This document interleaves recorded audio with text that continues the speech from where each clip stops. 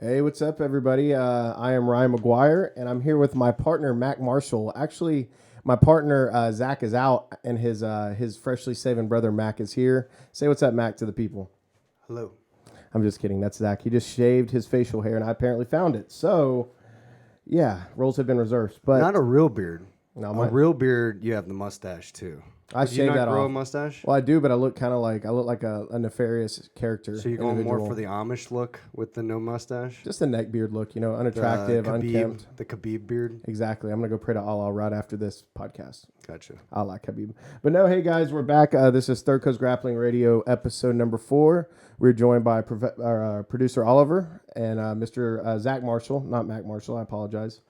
But yeah, I mean, we've had a really busy 2 weeks since our last episode. And, Yeah, last week I was out of town. We attempted multiple times to do a conference call, but it didn't work out. But that's good because we got a lot to talk about now. yeah, So, it's going to be exciting. So let's just dive on into it. So just recently, we've seen some really big, like groundbreaking type of, or like some big, like consequence having matches that have happened. Like Who's Number One by Flow Grappling was just, their first event. I guess it was like a fight to win, but they had some stuff involved with it. They had the main card was them. yeah, So I think the main purpose was to update their rankings, right? yeah, so they just put a bunch of people against each other and saw how it goes. But what I with think the mainly for like rankings around purple and brown belt, right? yeah, to try. I mean, because it's kind of hard to quantify that because the rankings are always changing, and to keep an eye on all those. I mean, Michael Sears over at Flow does a great job, but yeah, it's good to kind of have that platform. Well, to be able to do it. even before Keenan went against Roberto, when they did the press conference before, he said he's always been aware of him since purple belt because he pays attention to people that double gold, worlds. Yeah, there's only a few at of purple them. Yeah, I belt. mean, yeah. So he says if you start getting double gold and purple belt and worlds, then you're probably gonna be like one of the better people once they get up the black Yeah, and belt. not only did he double gold, but he submitted everybody, like 11 submissions in a row or something crazy. Like When he was a purple belt. yeah, that was when he like subbed everybody. And Roberto, I've talked to him recently. I talked to his dad. Big fans of those guys. We're looking to possibly bring them out for our UK event, but we'll get more to that later. But we saw Keenan Cornelius take an L against Roberto Jimenez, black belt debut, 19-year-old wonderkin. It was a great match, but I think Berto's athleticism and Pushed the pace. his conditioning really got to Keenan, because from what I hear, Keenan hasn't been training. Keenan's been worrying about building his Legion empire, and he hasn't been training at all. Well, I mean, So he's been training like But- at Legion, right? But yeah. it's a badass gym. I definitely want to check it out. We're definitely going to go out there when we go back to San Diego. Because when I got to train with Keenan, it was when we went to Studio 540, me and Dean, when I went out there to close some of that stuff with Home Alone and those I got guys. some questions to ask him after I've been trying a lot of lapel guard stuff since I've been. I got the lapel encyclopedia. Yeah, people give me crap. They're like, "Oh, Ryan Cornelius," and I'm like, "No, Zach is the lapel king." Like, No, I'm not.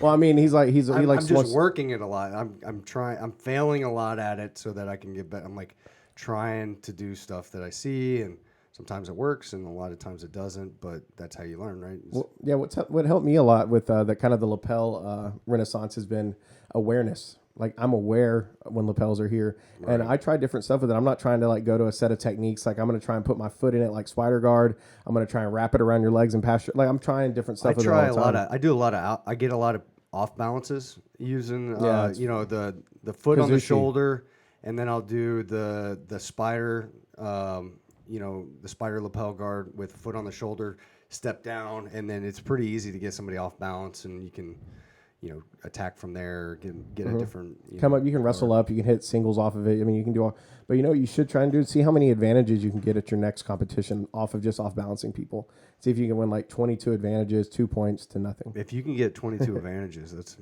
It's a lot of off balancing. moderately impressive. No, but we saw Keenan take a loss, and it was hard to see, man. I mean, we're all big fans of his, and hopefully he gets back on track with his training. Well, And Marigali too, another 3CG headliner. Both had 3CG headliners took an L. yeah, I mean, it was a tough day, but Marigali, he's gonna bounce back. Victor Hugo's is weird. He's another first year black belt. Everybody's sleeping on these guys. It's like, what, you're not supposed to all of a sudden, like, you're not on these guys' level because you're a first year black belt. Like, these guys have probably been smoking black belts since they were like blue belts, you know, like, Right, yeah. so it's not like it's anything new to them. I mean, and then as you see, the more degrees on your belt means the older you're getting, which means the youth is still going to come up. So that no degreed black belt versus 3 or 4 degrees, you might want to hold on to yourself. That's why you don't see that much. You're not going to see these senior black belts taking on, you know, the new black belts, which, you know, kudos to Keenan for doing that. But yeah, I mean, it was a lose-lose for him. Keenan's kind of past his, I think, trying to maintain a certain reputation of never losing. Like, I think he's beyond that. Mm-hmm. And I think, like, you go from, like, you can never lose to taking on, you know, New challenges. against new challenges or people that if you do lose to them, you know, other people are going to be like, oh my God, how'd you lose to this new black belt? But I don't think he has a lot to lose anymore. Not at all. Yeah, so that's why he's more willing to take on some certain challenges like Roberto Jimenez. Super dangerous guy. He knows he is. But everybody who watched that card, who's anybody, wanted Miragali versus Keenan. And Flow Grappling, if you're listening to me, I love you guys. You know, thank you for all you've done. But next time, do the right thing, pay the extra money, and make Keenan versus Miragali before I do it. So I'm just saying, I'm just kidding. Close. I know you guys might have that, you know, on the books for another Who's Number One. As I've seen some chatter, but yeah, make that match. Keenan and Miragali, they both coming off L's. It makes sense. Run it back at Who's Number One or Who's Number Two or Who's Number One, Number Two. Yeah, I don't know. That's the problem or the difficult part of being a matchmaker or running a super fight event is that you can have the perfect matchup and then they end up facing each other in a tournament. Like Keenan, like we had the Keenan and Miragali match first, and then at Worlds a week before. It's like, oh, that's not gonna work anymore. I remember the awkward conversation with Keenan. So like, you look like you might have hurt yourself, but like, are we still gonna do this? And like, he felt so bad. He didn't hurt himself against Miragali. It was in the absolute. Was against Leandro Lowe, yeah. So I think that's his heel. He that's popped like his back or his rib or something like that. Yeah, that's. But you know, kudos to those guys. You know, I like seeing I like seeing them do big things, and I like good matches, and they both were good matches. But on to Third Coast Grappling news, which I have quite a bit. I might even surprise you here a little bit. We'll see. Let's give it to me. So we announced earlier this week that we are taking the risk, and we're partnering up with our good friends at Figure 4 Promotions across the pond, Mr. Chris Thompson and Darren. And we are going to be the first American-based grappling promotion, super fight promotion, to go to another country and throw an event. And that's big. It's big. A lot of people talk about it. Metamoris always stayed in the U.S.? Yeah, they always stayed in the U.S. So, like, nobody's ever done it. Never been American-based, American-born, red-blooded Americans taking a grappling super fight event across the pond and saying, hey, let's grow the sport. Let's do something special for it. What I've been talking about with you is, like, I see this as a next step to becoming some kind of almost, it's not the Olympics, but some kind of the Olympics caliber thing. Keep that to yourself, man. Why are you trying to but tell you got, everybody? I mean, but if you look at it, when I saw somebody's comment, it was like, put me on Team USA. It's like, that's the whole. That's it. That's the whole mindset. I was explaining to you earlier. Like, the nationalistic thing is like the oldest promotional like tool in the book. You remember like the legendary you had like like Arturo Gotti versus Mickey Ward, like these amazing like Mexican Irish fighters or Mexican American or American, you know, like that bit, like in boxing, seeing that growing up, it was always like impactful to me to see like everybody, no matter what color, what race, like you can get behind Team USA versus or Team Mexico versus Team Ireland and like it, and just have a blast with it. Yeah. And so that's what kind of my thought was, is like people are proud to be from the West Coast. People are proud to be from the East Coast. We're very proud to be from the Third Coast. And people are proud to bring it from the UK and all those things. So we said, hey, let's make the right partners in the right areas and let's go out and do something awesome for the sport and really get out there, turn some heads, and spread the sport the best way we can. And that's what 3CG versus the UK kicks off. That's going to be May 23rd in Liverpool, England. And that's going to be on Flow Grappling, right? Yep. So Flow Grappling is coming through on our deal with that, and it's going to be headlined by Gordon Ryan versus Kyle Bam. Kyle, you know, he had a little tough start at the Kasai tournament, but he's dangerous. I watched him at the BJJ Fanatics. I watched him in person when I was he did the brown belt tournament. He won it, and then he went in and he won. He's 10th Planet? Yeah. Where does he train out of? HQ or with Boogie and those guys, I think. Oh, okay, gotcha. He's massive. It's a very big guy. Yeah. A very big guy. Not as big as Brian Cushing. He might be. I don't know. No, he's not as big as Brian Cushing, but Might be. There's no way. these guys are Brian giant. Cushing's a monster. Yeah, it was. Which you got to see Gordon and Brian go at it this weekend. I can't say anything, but I will tell you this: that I saw Gordon crank it up a notch. I normally just see him like mess around, but I saw him crank it up a notch, and it was that poor scary. white belt. It was scary. Like everybody that he trained with, he was going for blood. He didn't care. Like he was out there, and it was. Everybody learned a lot too. I mean, he wasn't just kicking people's asses. Like he was showing us. He blew my mind open with a few like passing techniques and like, oh yeah, you should never stand, like flat-footed or no, like kind of even like this. Always have your right foot forward when you're passing because you can either come around or go to the side. And he was explaining the different concepts around his style of passing, and I was like, I've never thought of any of this stuff. And then so I was asking him about some like setups off the knee shield and Z guard. And I was like, well, what about this? I've been working this. And he's like, why don't Professor you Brandon just got a stomach ache. Yeah. Oh, well. Oh, 1 foot forward. Your dominant foot forward. Never switching your stance. Oh, okay. Yeah. So we do wrestling. So our right foot forward when we're passing. I'm left foot forward. To kind of do that. I'm always goofy foot. But how is Aaron training with Arian Foster? Oh, man. Dude, him and Brian couldn't be more different. Like Arian's real... like flighty, real kind of like what you expect. You watch him run on the football field. It's kind of how his jiu-jitsu He's is. doing like backflip passes. Nah, nothing like that. He's like more technical than Brian. But even Brian, I got to give him credit. Like he's been working. First time I trained with him to now, the guy is like not a spaz. Like he's actually trying to do jiu-jitsu. He's trying to do it the right way. And he said getting in the gi is what really helped him. Like it slowed his game down and taught him to be more tactical and to do things. But Arian's more like, he likes to play guard, so he's real flexible and he likes to do that, but he's real smooth. Like you would see on the field, like he's the same way in jiu-jitsu. Like he tries. Who would have thought a super athlete would be good at jiu-jitsu once he puts his mind to it? What do you say? But, we were up there in the suite with those guys for UFC 247. I was able to bring, like Gordon's manager was telling me, he's like, man, since this was a last minute trip, he's like, I called ESPN, I called these guys and I couldn't get any tickets. And then you in an hour, you got sweet tickets. I'm like, what can I say, man? They call us the key to the city for a reason. When you come to Houston, who to call? Don't call anybody else. You call us. We'll take care of you. But we had multiple opportunities too, but that one probably was the best opportunity that came up. Yeah, I was coming home from my niece's birthday, and I get a text from Brian, and he's like, hey, are you going to the fight? I got an extra ticket. I'm like, yeah. I was like, but I think Gordon and Nat, they just got some normal tickets. He's like, yep, as long as it's you three, come on. So I went and picked him up, and we went and had fun. So, I mean, it was awesome. I mean, it's a lot of, like, affluent people came up there, like T.Y. Hilton, Pro Bowl, Indianapolis, possibly, Hall of Famer. And then this guy, Chris Smith, I think his name is, he just won a Super Bowl with the Kansas City Chiefs. He's a defensive tackle. Mm-hmm. He came up in there, and then the starting center, Nick Martin, was in there with us all night. It's just super cool guys. Like I was telling you, you get around people like this that have reached like the pinnacle of certain areas in their lives, and there's something about them that's all familiar. Yeah, they're all happy. They're all happy. And that's what, like Gordon said, he's like, they're not miserable. Money doesn't make you happy. Oh, yeah, are you sure about that? But no, everybody's just positive, happy. It was a good environment, and really, I really enjoyed. Well, I don't know how you could be in a suite watching UFC John Jones and not be happy. Like, Well, there's some of those decisions, and I won't go into anything. Oh, yeah. That has made me pretty unhappy, but but we only got a couple minutes left. But I want to hit on some more news. So, on top of Third Coast Grappling versus the UK, we're going to announce it here first. Oh, we're doing it, dropping it. I'm going to do it. Why not? He already gave us the permission, right? I have the permission. Well, this is why if you listen to 3CG Radio, you get the exclusive the scoop. Yeah, the scoop. So exclusivity. I'm just going to drop it. So Third Coast Grappling presents 3CG versus the West Coast, and here's the format. Heading up the West Coast will be MMA legend, grappling legend, podcast legend, Eddie Bravo. He's an MMA legend? Well, I mean, he used to be on the UFC telling people the scores and stuff. So come on now.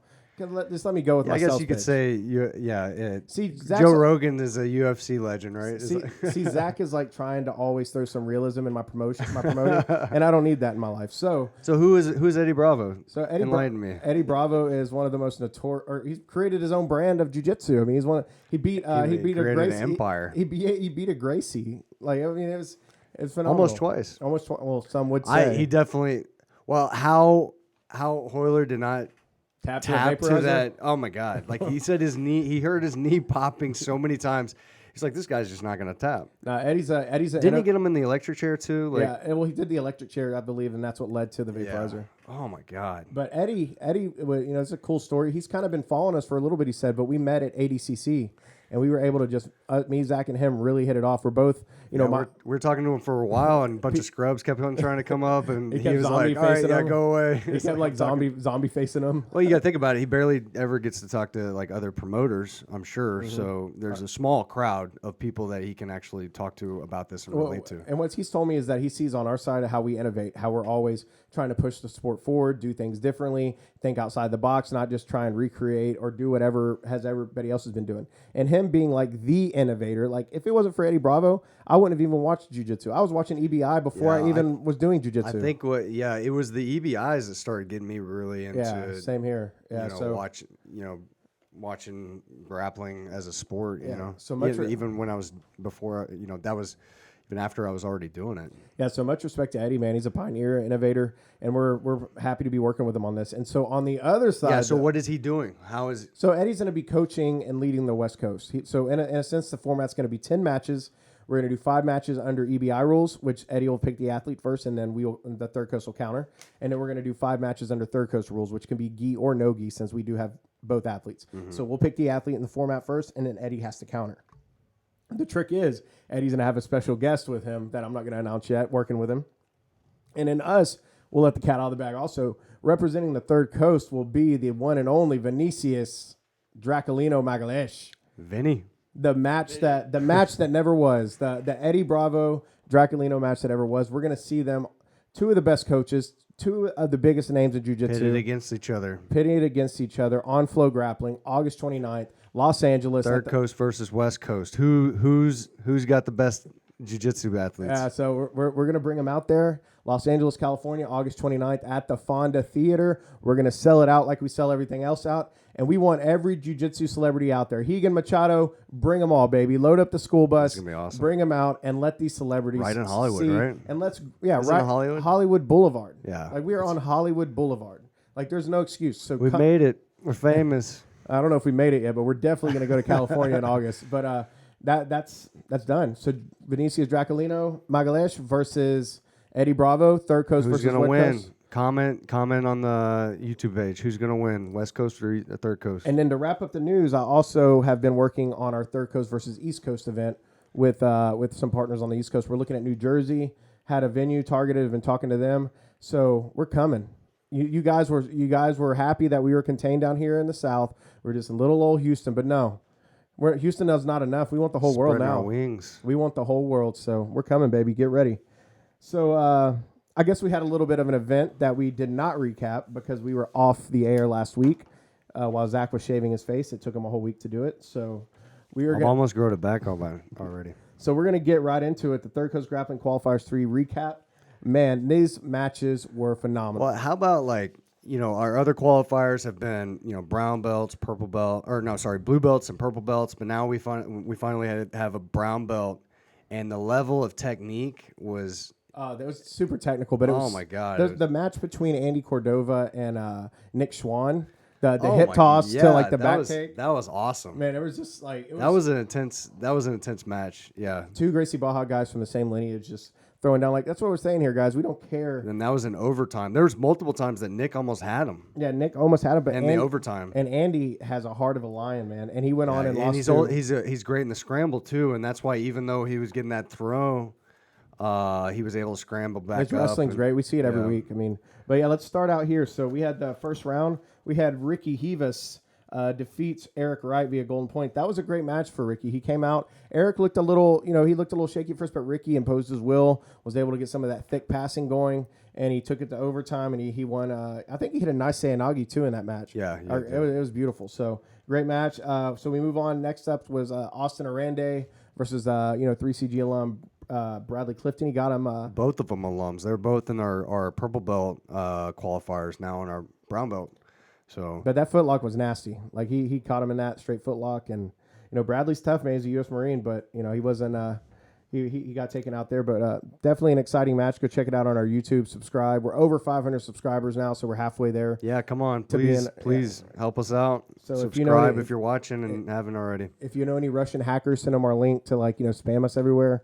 Whatever it takes, I'm for it. But Next up was the aforementioned match, Andy Cordova versus Nick Schwann. Yeah, that was a battle. Go check that match out. That was really hard not to give fight of the night, but we'll get to fight of the night later. So well, I think we'll definitely be seeing both of those guys in future Third Coast Grappling. For sure. And then Alex Lane. And Nick definitely won the mustache award as well. Oh, man, he's looking like straight Super Trooper. And he just came out there. But so we get to Alex Lane. Talk about foothold. Oh my God! That was a prolonged leg breaking. And Thiago, you could see he was getting frustrated. He couldn't really get out of it. Yeah. But and I talked to Alex after. He was like, "This guy's." He knew he wasn't going to submit. He could have broken that leg off and walked home with it. And Thiago still wasn't going to submit. And we've trained with Thiago like when he was a purple belt still, and that guy does not tap. He does not quit. He just has that immigrant mentality. Well, he did eventually in overtime get the tap with the triangle armbar, but he wasn't going to tap to any leg stuff. No. So. Maybe that's a credit to training with Lucas Valencia. Yeah, but Alex that was a very, very technical match. All his matches were. Yeah, that was very cool to watch. Yeah, Alex will be back 3CG4 versus Mike Kachikian. I think that's how you say his name. Top ranked brown belt. It's going to be a great match. But moving on. So we got to the semifinals, and we got Ricky Rivas in a barn burner of a match with Austin, and it came down to the thinnest. That was a tough decision. I had it going to Austin. That was so tough. I had it to Ricky because in the overtime, we judge it off the overtime only, not the full match. So in the overtime, Ricky was on top, and he was able to slam one time, and was able to defend. And it was nobody really did anything. I think I had it close. Just move it away from me. Sorry.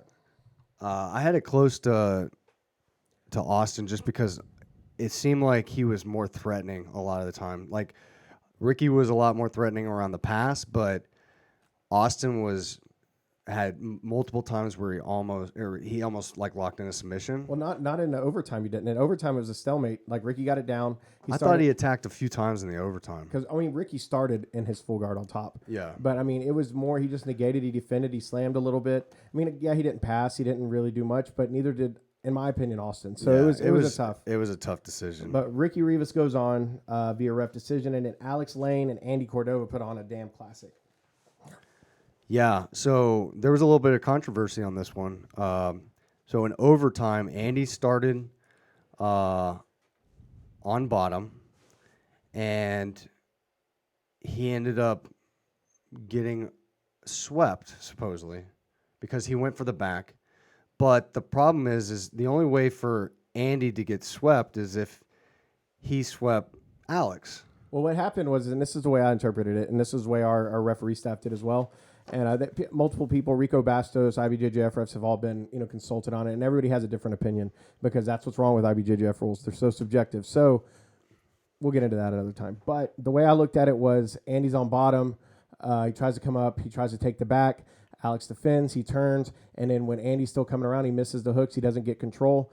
Alex turns around. He hits that hook on his shin with initially the legs portion of what constitutes a sweep. He used that hook to elevate, and he came up on the single and finished on top. So during transition, nobody really maintained a position or anything. It was more of just a transition. So Alex came up, Andy came up, no points were scored off the back take, and then Lane recovered, and then Lane hit his sweep, came up on the single to score. That's the way I saw it. So when did Andy lose the guard? Andy had the guard when he didn't have a guard. Andy was off his back. Started in guard, but he started to chase the back, and he didn't maintain. He only had one hook in, and he wasn't able to get the second hook. Alex defended, came back around, sat, and then basically kind of hook flipped him up into a single that finished it. It's weird. It's definitely weird. Yeah. And supposedly, talking with Professor Draculino, they've actually changed that rule in IBJJF. Yeah.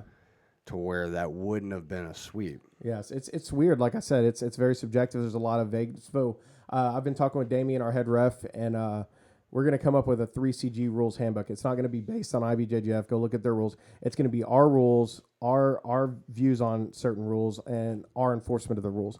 We're no longer going to be able to have people run off and be like, well, I saw this on AB. Is he working on that? Yeah, he's working on it. We're working on it together right now. But we're never going to be like, oh, this is.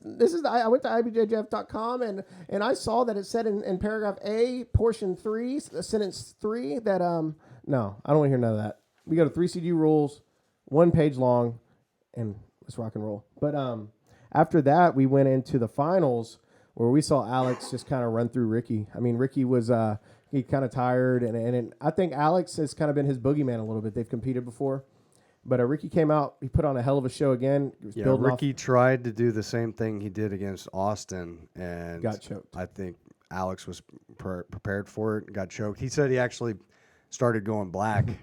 And he had a little bit of throw up in his mouth. Like whenever the ref asked him if he's okay, he had to like kind of swallow back some. Yeah, it was a nasty choke. It was nasty. It was a rough choke, but great showing by both of those guys. Shout out Alex. Alex is going to be, man, I'm excited to be working with him. He kind of took a hiatus off the comp scene for a little bit, but he's back training. He's at Revolution Dojo under Jeff Messina and those guys. Definitely black belt level. He's just changed schools a few times, so it's... You know how it is. Yeah. Yeah, so, but shout out Alex Lane. We're excited to have you... 3CG4 coming up, but the super fights, we saw big Eric Cassiano take out Mean Dean Paulino. That was a battle of the bulge. It was you got the best pictures from that one. Oh man! So we did the caption contest. My favorite one is I looked, and this might be a little crude, but it said so they both had like Dean had orange hair. He's trying to go to white, and Eric had like blue. And somebody goes, "Man, if this is not the fattest fucking snow cone I've ever seen."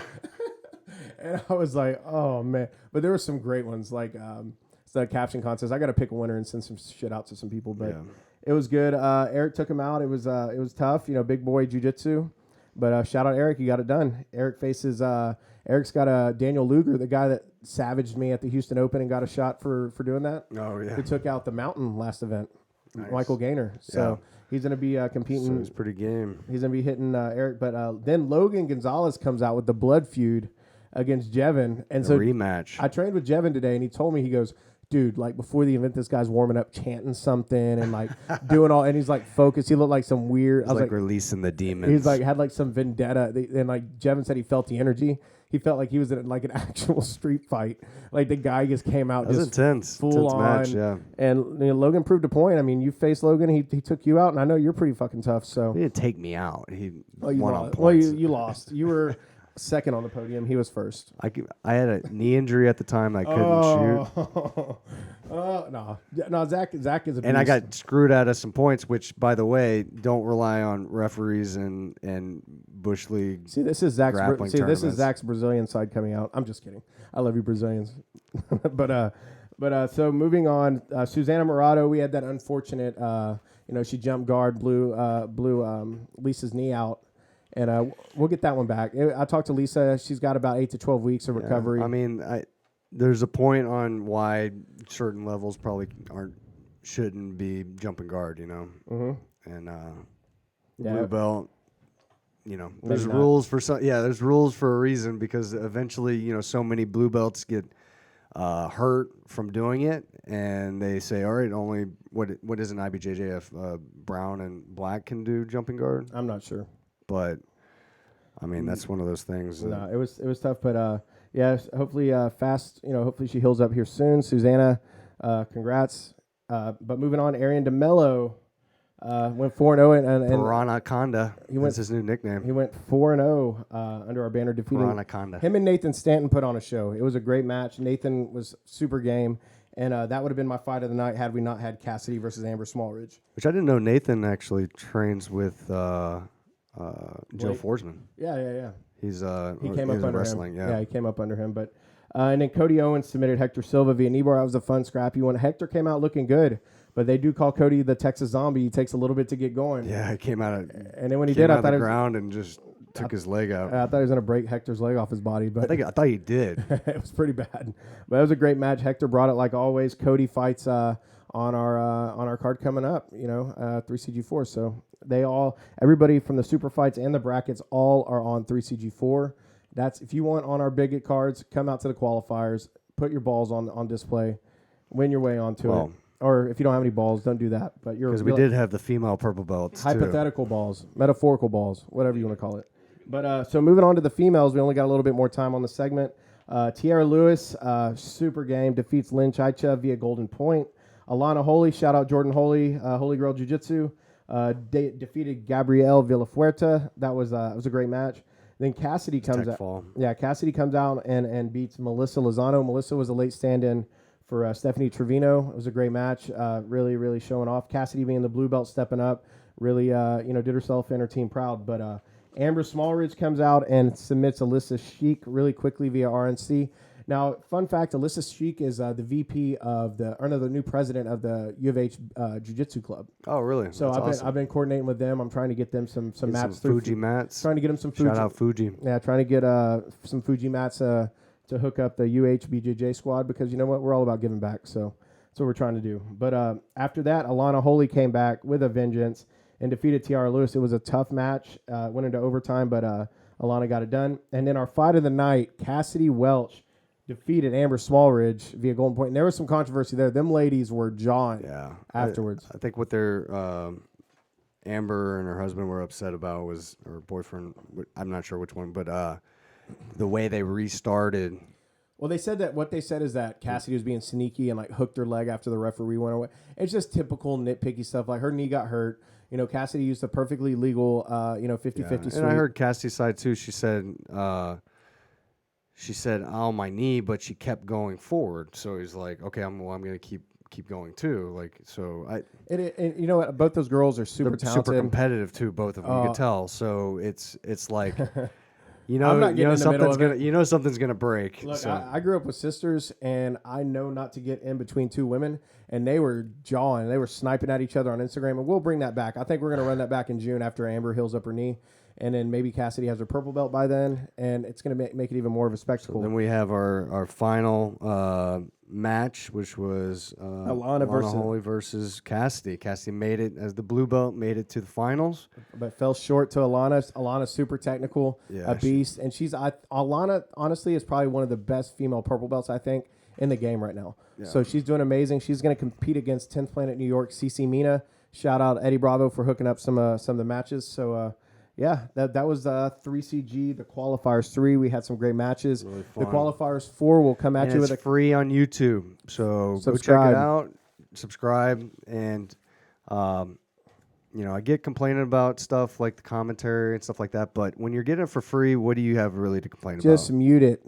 like I do. Yeah, I'm just kidding. No, so the Qualifiers 4, the Qualifiers 4 is coming up May 2nd. We're going to do a combined format, so we're going to have 3 kids brackets, and then we're going to have our 2 adult brackets, and we're going to do an all-day thing and just make it kids, adult qualifiers, and try this new format out. So check it out. Coming up next is going to be the new segment, Making the Match, where we kind of go behind the scenes of a match or a situation and kind of just give you guys some peek behind the curtain, let you know what's going on. But so 3CG versus the UK, how this came about. So I'm sitting there, me and Chris from Grapple Fest have struck up kind of an informal friendship on social media. We swap messages and congratulate each other on good shows and this and that. Pat each other on the back. Yeah, it's Mutual Admiration Society. He's a great guy. But, I kind of was thinking, I was like, Chris, what would it take? Because I know he's been wanting Gordon Ryan to come over to the UK for a long time. For the longest time, Gordon wouldn't go because in his exact words, I don't like to fucking travel international. And then and his chick can't come. So he doesn't like traveling without Natalia, with Nat. And so I get it, but I was able to convince him. We were able to get a deal done to bring the king to the UK for the first time ever. So to go against the real king, Kyle Bam. Oh no, I was gonna say the royal family. It's like, but no, there is no king, right? We can have him go up against the queen. Whatever. I mean, he's I'm sure equal opportunity. But so it started out it was going to be Kyle Bam versus Craig Jones, and we were going to do Lucas Barbosa versus Gordon Ryan, but Lucas wasn't too keen on the no time limit sub only, and whatever. To each their own. That's an extreme rule set, and I'm sure you've got to have the cardio, and you got to be prepared to go forever or until you tap. So. Nothing out. We'll have Lucas. Just tough for crowds too, so hopefully they tap soon. So we messaged Kyle and we're like, "There's this built-in feud already. These guys are going at it. People are saying." Well, I think the feud is people are relating Kyle to Gordon. Gordon's with his EBI run rules. Gordon's get upset. He's like, Kyle's not in my level. And then, let me show everybody. And then Kyle lost to Nicky Rod, but to be fair. Everybody's losing to Nicky Rod right now. I mean, he's putting it on everybody, and he's getting better every time out. But Nicky Rod should have been in the finals of that Kasai. Yeah, like how are you gonna let somebody go for it off an injury? Well, yeah, because Vinny Magalesh are injured, so it's like I don't. There's holes in that rule set, obviously. What they should have did is had Cyborg and Nicky Rod fight it out to see who goes to the final because a match was not given because Vinny Magalesh was because there's a draw. Yeah, I mean, I don't know. That's not our promotion. Whatever. Let them do how they want to do it. But it would have been cool to see them go again. Yeah.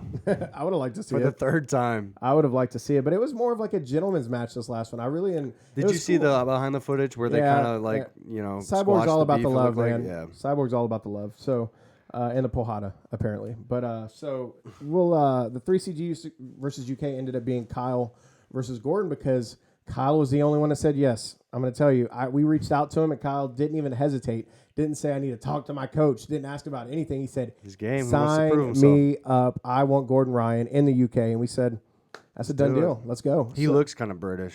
Yeah, he does look like he could be in like a British sitcom or like a like a Stanley Kubrick movie or something, like a Clockwork Orange remake. but no, it was too big to be artistic, and it's not out there really yet. But our co-main event is. I keep spiking the mic. I'm really excited. Man, I'm really excited tonight, guys. Keep it away. But Craig Jones versus Lucas Barbosa is our co-main event. That's gonna be fire. So that's gonna be fire. I'm gonna do who's number one. That's gonna be fireworks. Fireworks. How many times can we say fireworks? I said it a lot.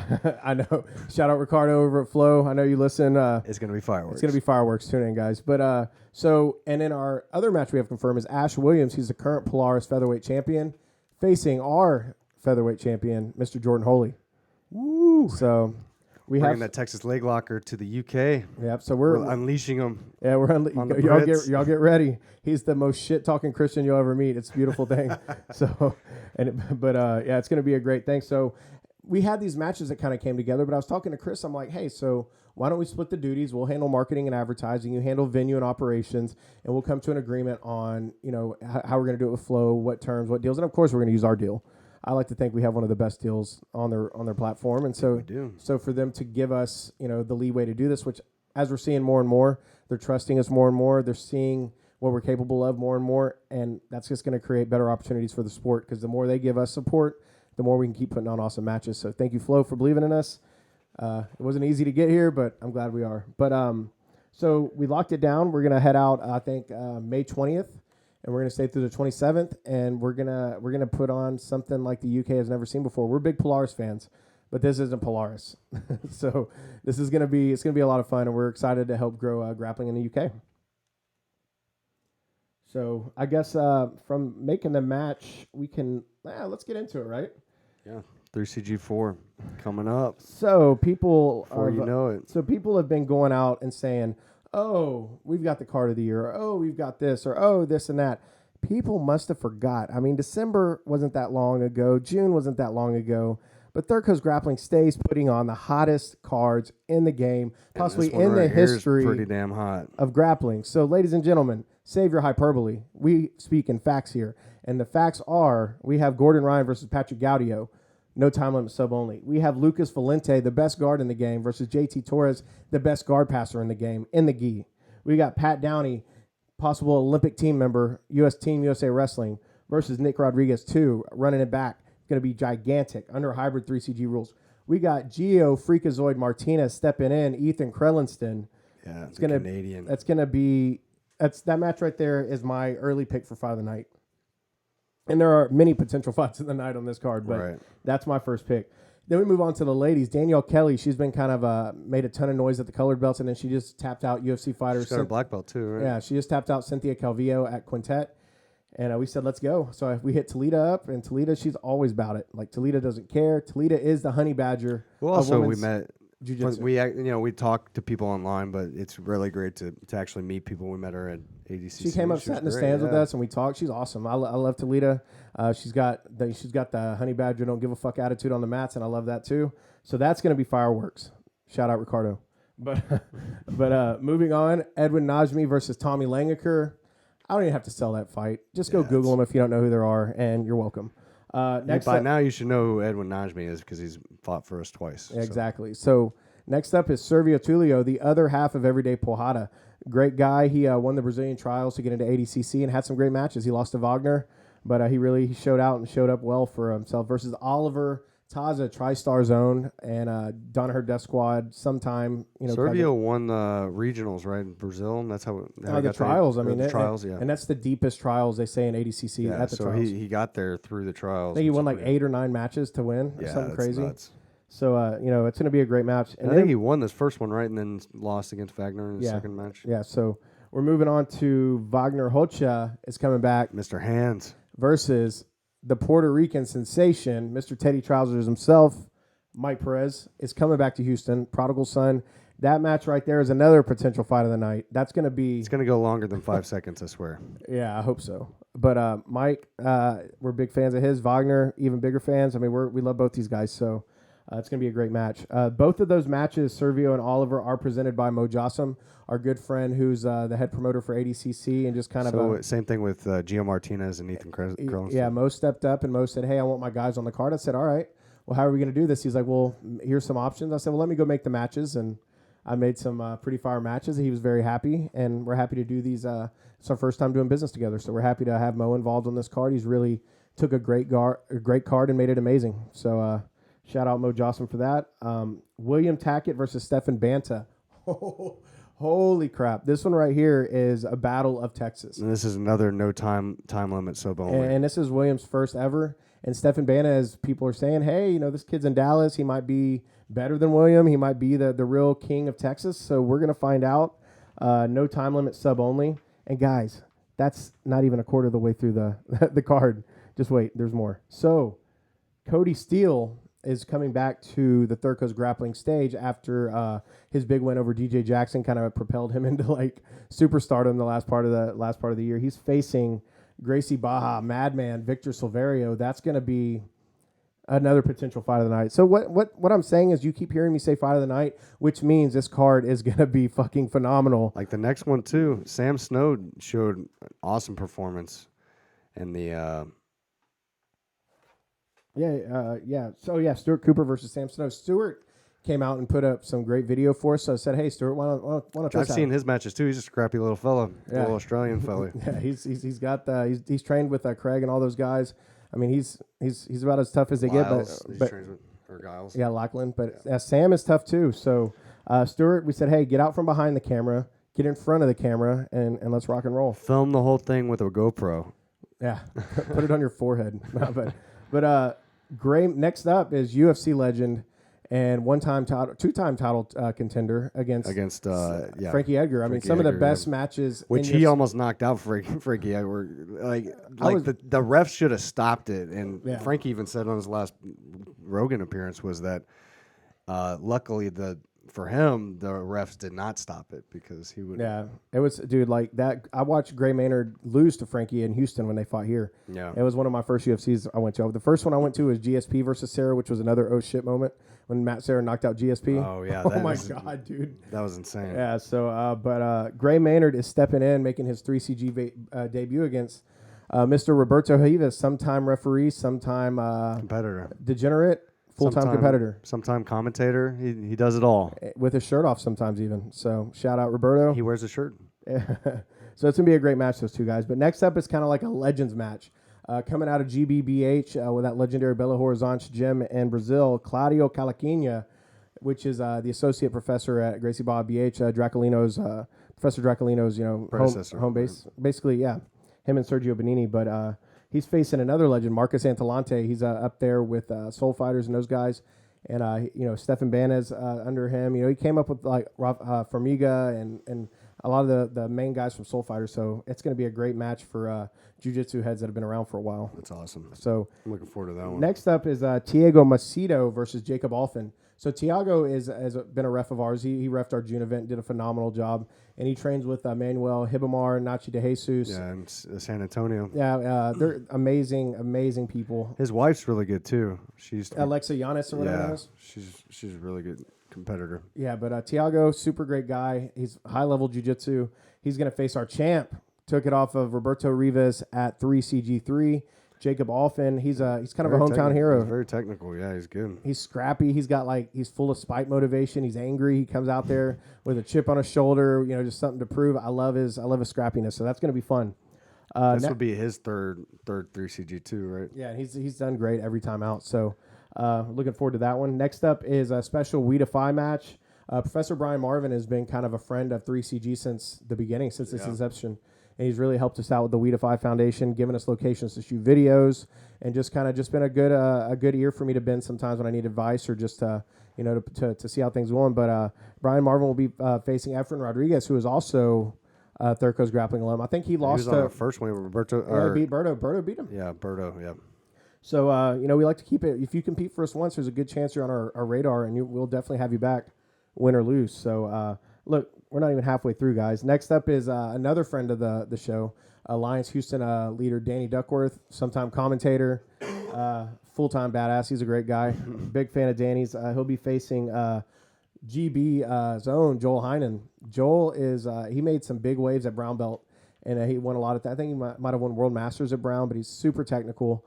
That guy right there next to our fighter relations chick, he's the one that sold the most tables so far. Yeah. I think he's sold 7, and Lisa comes out and trying to show lead by example. She's like, hey, look, this is my business, and I'm selling more than all you motherfuckers. Yeah. So shout out both of them. But after that one's going to be the grudge match of all grudge matches. Wrestling versus wrestling. But Niles versus Josh Walker, which is some history there. The culprit during the infamous IBJJF chair throwing incident. Our dear professor and friend Opiano. Have you seen those shirts? The free my homie. Yeah, free my homie. But no, great guy. Professor Opiano's got a gigantic heart, super passionate guy. But as a white belt, maybe you shouldn't be flipping off black belts because this is the time to get his payback, huh? Yeah. So he didn't get him with the chair, but he's hoping to get him with his wrestling coach when Niles Peeble takes on Josh Walker. That's gonna be fun. Both have competed on. Josh went up against Andrew Tackett, right? And JT Little. Yeah, and Niles did awesome during that double leg on Chris Hickey. Oh my God. I thought he was going to take him through the wall. Man, the kid's super talented. I'm telling you, that match there will be an exchange of high-level wrestling as both have high-level collegiate pedigrees. So look forward to that one. Next up is Victor Cantu versus Nathan Lee. Victor's kind of like the embodiment of dad jiu-jitsu. Like he's out there with his kids competing, winning, and Victor wins it all. He's not just like he travels and does a lot of the IBJJF tournaments and does great. And both of his kids have been on our shows, and we love Victor, we love his family, so I love the support. So why not? And Nathan Lee, he trains with Professor Brian Marvin. I believe he's a LEO and a military veteran, same as Victor. So I think that's going to be a fun one. After that is Noah Wyatt, who is out of the Holy Grail into Jordan Holy. He's kind of really made some noise, and he's been asking to be on every single show we've ever announced. It's consistent. And he's very persistent. Persistent, yeah. Consistently persistent. Exactly. Consistently persistent. But it paid off. His dad, James, that whole squad, super good people. I just needed to see a little bit more, see him grow up a little bit. But he's growing up, and he's stepping up against our blue belt, well, now purple belt, champion, Savion Marinon. The mean, mad man from Marcelo Garcia. Him and his dad, Hernan, great people. Man, I love his dad. That's He's so cool. So Jersey. Yeah. But they're the greatest people. They're probably been a highlight of the last year of the people that we've been able to, become friends with and work with. Savion slept his last opponent, so. Literally slept him. But, that was tough. So, moving on, I'll let Zach take some of these because my throat's starting to hurt a little bit. Yeah, so we got Josh Dawson versus JT Little. I don't know anything about these guys. Josh Dawson actually trains with us. He's young. He's a young cat. He just got his blue belt, and he just won double. Oh, Josh. Little Josh. Okay, he just won gold at. He submitted like 5 or 6 people. Yeah, Josh has been training since he 5. was a little kid. Yeah, and he's very technical. So Josh is going to be meeting JT Little, who just competed against Josh Walker. Lost a tough battle, but I think this one will be a little bit more his speed, and it'll be a lot of fun in the gi. Yeah. So looking forward to that one.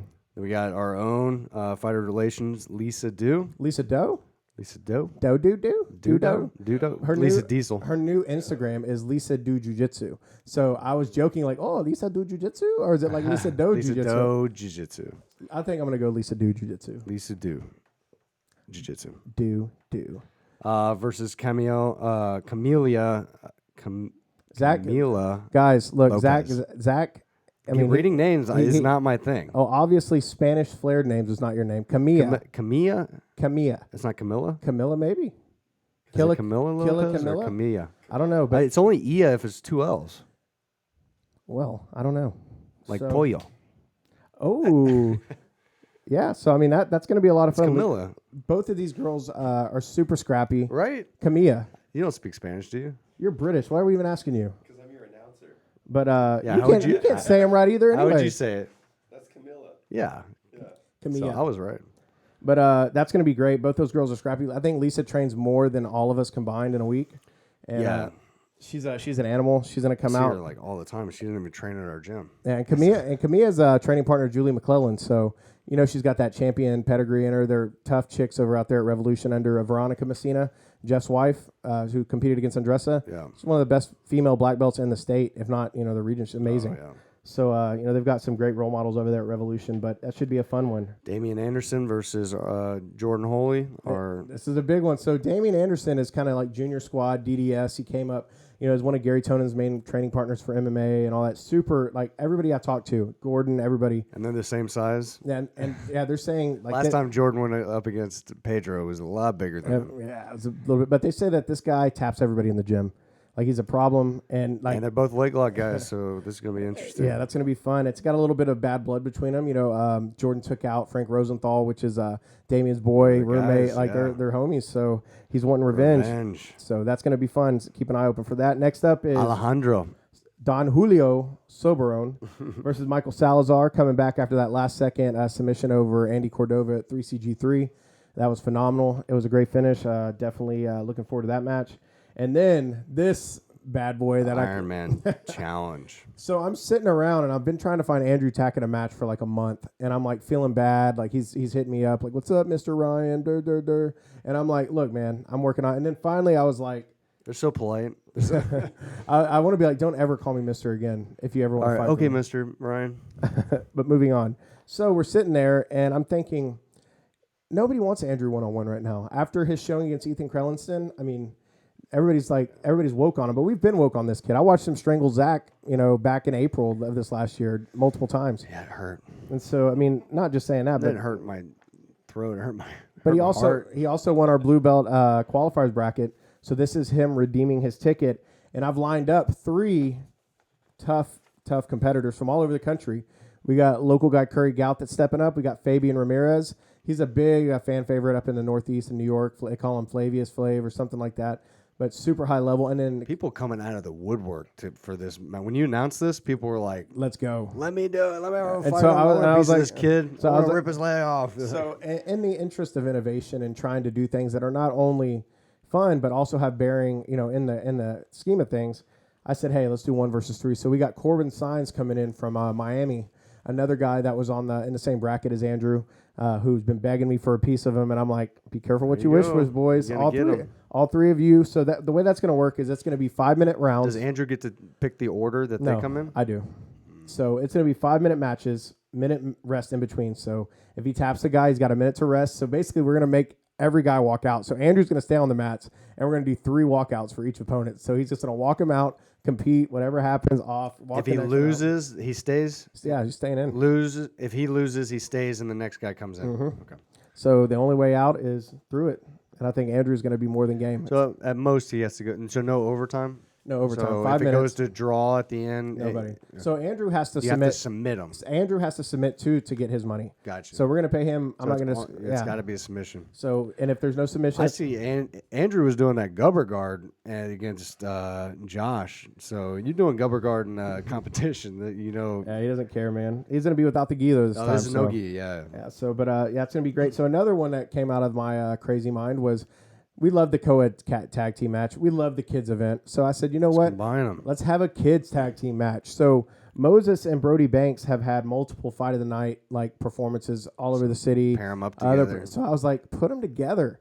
And so shout out Mr. John Bailey, our kids extraordinaire, holding it down for us. He went ahead and got Kevin Antradas and Jose Aguilar. That's going to be the nightcap of our undercard. Will be that one to get everybody ready for the main card. It's going to be fun. Those kids go at it. And then another one that's going to be on the adult will be our tag team title, co-ed tag team title, Mackenzie Mantaris and Stephen Baca versus Stephanie Kaka and David Altgelt. It's going to be a phenomenal match.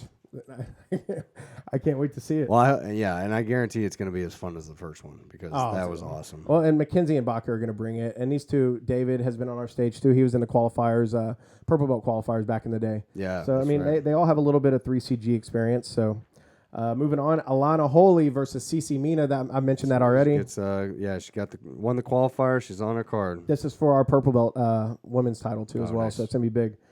Then I got this match done. So Pedro Mourinho was supposed to fight Tynan Dalpra And I got a little bit of heat this week with Tynan's coaches because I kind of made a comment about, well, you're out here calling out these black belts, but like, you tell me like before Euros, like, hey, let's see how I do at Euros, and then I'm good, and then you win Euros, and then you tell me you don't want to fight, Pedro anymore, that you want to focus on IBJJF credentials, and I'm cool with that. Whatever, cool. I mean, super fights aren't the end all for everybody.